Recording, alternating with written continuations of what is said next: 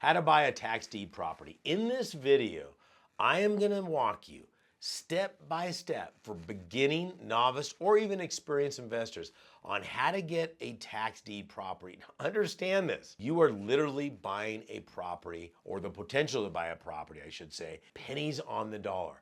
There are some crucial things that you need to understand in order to how to level up and provide financial independence. But I'm going to start off with this. With this video, you'll know exactly how to buy, let's say, a $200,000 property, owning it free and clear with no liens or encumbrances for pennies on the dollar. Let's say $10,000. Yeah, that's right, $10,000, and own it free and clear. No loans, no mortgages, no IRS, none of that stuff. We're going to walk you through all of that. And here's the great news. Now, stick around to the very end. I've got a bonus. This is so incredible because so many people ask me this question. I'm like, all right, let's just put something together. So stick around to the very end, and I'll show you how to acquire that.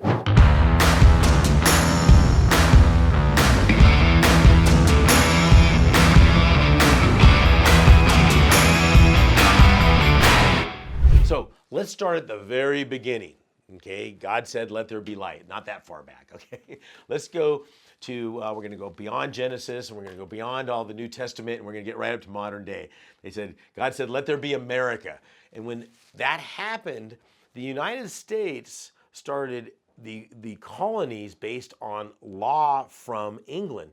The problem was when we had property taxes issued here for the local municipalities to provide, little red schools and bridges and all of those good things. Yeah, okay. The challenge is we were such a nomadic country. So what would happen is in England, property taxes were applied to the individual and not to the property because nobody ever moved from properties.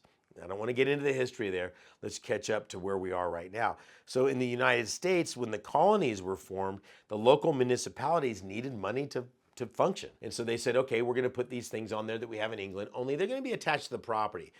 Because if Betty, Bob, Blue, whatever their names are, decide they want to go down to Oklahoma for a land grab or just, go to the New Frontier or the Ohio Territory, they just got up and left. And the county's sitting there going, well, here's a property that nobody has anymore, but there's taxes that are owed on the property. So they said, we're going to sell these properties for the delinquent property taxes. That's kind of the history behind it.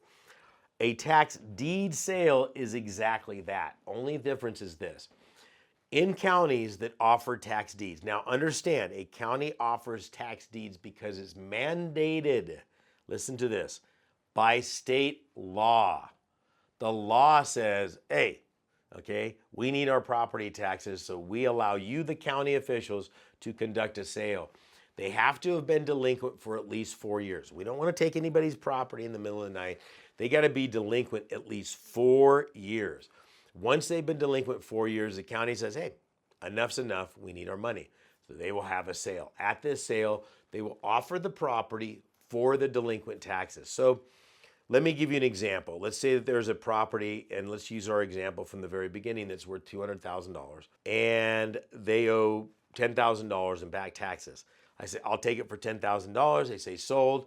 I give them the $10,000. I will own that property. All liens and encumbrances no longer survive. Before the county can bring it up to that sale, they would have to have notified everybody. If there was a Bank of America, Wells Fargo, Citicorp, it doesn't matter what kind of a mortgage was on the property, they would have had to be notified. No big deal. If they don't respond, and the only way they could respond is by paying the county their taxes, well, they're out. What if there's a mechanics lien? Same thing. Everybody gets notified. What about the IRS? Certainly the IRS survives. No, it does not. And I want you to think about this. The county is the one that actually controls title on properties in the United States. They just sit there and go, y'all can do what you want. But until we get our property taxes paid, we're not going to issue a clear title. Kind of making sense right now. And one of the ways they do that is to ensure they get their money at the end of 4 years or 4 years beyond, whatever, 5 years, whatever that jurisdiction says, they said, we're going to have a sale. When you and I put up the money for those delinquent taxes, you will own it free and clear. Okay, now, the likelihood of you going down and getting a property at the opening bid are slim and none, as they say, and Slim just left town, right? So what typically will happen is I will go to a sale and the opening bid, let's say, is $10,000, and I say I'll take it for 10, and then somebody else says I'll take it for 11.5, and you bid up to the most that you're willing to pay for it. So in our example, let's say that I have a $200,000 property that the opening bid is $10,000, and I bid it up to, let's just keep it simple, $50,000. So I win the property at $50,000. Okay, so basically I'm getting the property for about 25% of the fair market value. Great deal. I think we can all agree with that. One of the things you might be aware of is this, is the county doesn't just pocket that $40,000 over the $10,000. That is what they call excess fund, and it actually goes back to the other property owner. I'm not going to get into that in this video, but understand the reason I bring that up is because the integrity of the county is checked everywhere. The county has no incentive to bid it up because they don't get to keep that money. There's no conflict. County officials aren't even allowed to bid on these things, conflict of interest. So there's all of these mechanisms, or what we would call safeguards, involved to make sure that this is as pure as possible. And here's the great thing. You don't have to watch the stock market, the bond market, the foreign markets, the oil market. It doesn't matter. If you don't like what the county's doing, go to a different county. Simple as that. Okay? So that's all you're doing with a tax deed. Now, let's talk about research. You don't want to just buy a tax deed on a property because it's for sale. First of all, I want to make sure that property truly is worth $200,000. Okay? If it's not, then I want to understand how much am I willing to pay up to that property, or if it's even more on that. Does it have any damage to the property? Okay, now, unlike a foreclosure, very rarely do we get properties where the property owner is in the property. Typically, it's a renter or what have you. So it's not going to be like the foreclosures or the short sales of the mid-2010s and 11 and 12. What has happened is this, is usually a renter in there, it's an income property, but it could be just flat out abandoned. Maybe the owners are deceased, that's why they haven't been paying their property taxes, and the siblings are squabbling. So you want to know the condition of the property, where's the value of the property, and you want a minimum of 3 exit strategies. If I do get this property and my maximum bid, let's just say, is $60,000, and I get it for $40,000, what am I going to do with the property? Okay, am I going to fix it up and sell it? Am I going to fix it up and rent it out? Am I going to wholesale the property? All of those are fantastic ideas, but understand the ramifications of each one of those. The beautiful thing is you have options. Okay, let's think about this. Did the county win? Yeah, they got their much needed taxes. Did you win? Yes, you did. Did the buyer win? Yes, they did. All the way around. You're thinking, but the homeowner didn't win.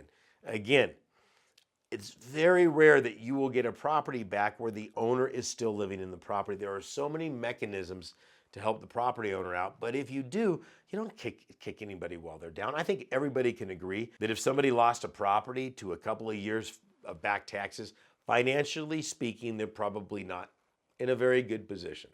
Okay, why not sell them back the property for much less than they had on it before, using their monthly payment maybe as a down payment or something to that effect? In other words, you have choices. See, the county doesn't. If they foreclose, if somebody doesn't pay the property taxes and nobody buys them, and the county has to foreclose, there is one choice and one choice only. They've got to evict the persons in the property and sell it out themselves. Okay, so at least you and I have some options. I mean, think about this. When does the county ever come up, or a government official knocked on the door and say, "We're with the county, we're here to help"? Okay, not going to happen. They're literally, their hands are tied. Okay, so you want to know the condition of the property. You want to know what your exit strategies, and what type of an auction is this? Is this bidding up the interest? Is this fractional ownership? When does the sale happen? How and when must the sale be paid for? This is crucial. Probably one of the bigger mistakes my students make is, well, I'm just going to go to the auction. Okay, wait a second. Are you registered? Oh yeah, my LLC is registered. Okay, well, are you qualified to buy for the LLC? It was my LLC. Well, how do they know that? Do you need a proxy bidder? Do you need a POA, power of attorney? What are some of the mechanisms or paperwork that you need to have in place to successfully bid? There are a lot of things that you need to know about this. And like I said, stick around to the end, and I've got some free information for you, okay? This is the deal. If you want to level up and you want to know exactly how to do this correctly without making any mistakes, hit the link below. It's my brand new course on how to invest in property tax deeds. I just came out. This is my gift to you. It's free. Watch the whole thing. You'll have everything you need to be successful at this. So level up now. This is Saen Higgins saying good luck and God bless.